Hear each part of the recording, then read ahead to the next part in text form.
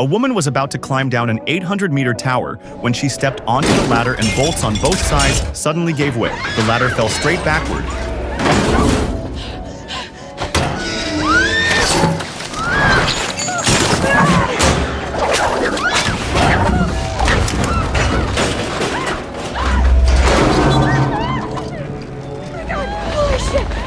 And 800 meters up in the air, her body swung wildly, slamming against the tower again and again. The situation was beyond critical. She was on the verge of tears, screaming at her friend to hold the rope tight. At the same time, she braced her feet against the tower and started inching her way up. But just then, her friend lost her footing. The rope went slack. Caught off guard, the woman dropped several meters in an instant. Thankfully, the safety line held, and her friend summoned every ounce of strength to haul her back up. The woman reached out and grabbed the ladder, pulling herself up with everything she had until she finally made it back to the platform. She'd miraculously survived. Maybe from the sheer shock of it all, they both burst into hysterical laughter. But the laughter didn't last long. The woman leaned over the edge and looked down. The ladder below was gone. Her face went pale. The relief vanished. The platform to the structure below was a good 60 meters, but all they had was a 20-meter safety rope. Then her friend noticed something alarming, a long, deep gash on the woman's left leg. She quickly took off her jacket and wrapped the wound. Once they were sure the bleeding had stopped, they finally breathed a little easier. But now, all they could do was sit on top of the tower and wait for rescue. After a full 6 hours with no sign of help, the friend, growing restless, pulled out her phone again, searching desperately for a signal. Suddenly, she had a bold idea. She typed out a distress message and hit send. Then she climbed down the broken ladder beneath the platform. Her legs dangled in open air as she hung on with just her right hand, her entire body suspended,